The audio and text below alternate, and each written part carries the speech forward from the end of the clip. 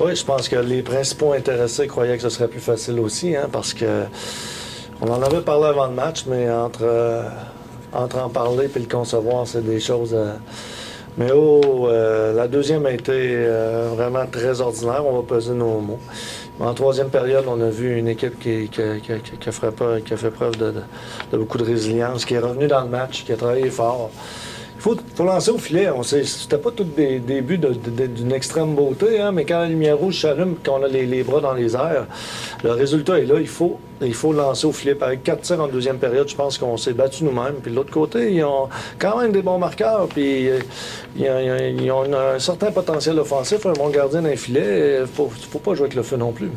Oui, puis à 2-1, vous avez eu 2 belles chances en avantage numérique en première période. De leur faire mal, c'est un club qui n'a pas nécessairement un grand moral, là, mais vous avez raté 2 belles chances là, Serge. Oui, on a joué un petit peu trop compliqué avec des passes ouvertes ou avec des buts complètement ouverts où on a décidé de ne pas lancer. Puis c'est un jeu tellement rapide, puis le momentum est tellement fragile, ça peut changer de bord n'importe quand.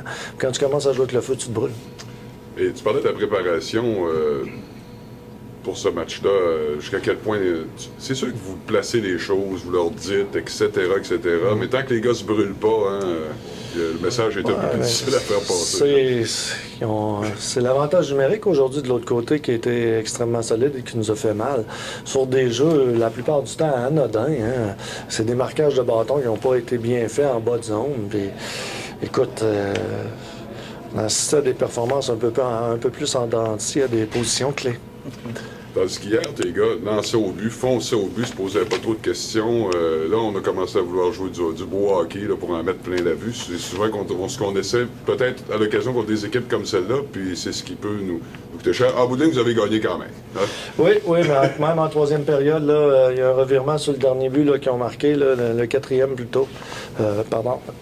C'est carrément un mauvais choix de jeu. Malgré tout ça, on arrive à la pause de Noël. Évidemment, vous allez reprendre ça très rapidement contre les Remparts bientôt, mais tu traces quelle sorte de bilan? Je sais que, bon, c'est pas toujours facile de tracer des bilans, là, mais de cette... ce qu'on peut qualifier par la moitié de saison, c'est pas nécessairement en termes de nombre de matchs, mais là, ben, c'est la pause de Noël. Je trace un bilan positif, mais je vois qu'il nous manque aussi des choses. En offensive, aujourd'hui, on s'est cherché beaucoup, puis si on n'a pas le premier trio, ça a été long et tardif avant que les autres se mettent en évidence. Merci, Serge. Au revoir. Voilà pour les propos de... Les vœux de Noël, là, ça. Aux amateurs? Oui, je voudrais en profiter pour souhaiter de très heureuses fêtes, un joyeux Noël à tous nos partisans, à tous ceux qui nous appuient, qui sont avec nous corps et âme. Puis je te remercie de me laisser l'occasion de m'exprimer ainsi, leur dire comment ils comptent et comment ils sont importants pour nous. Ouais. Merci, Serge. Merci.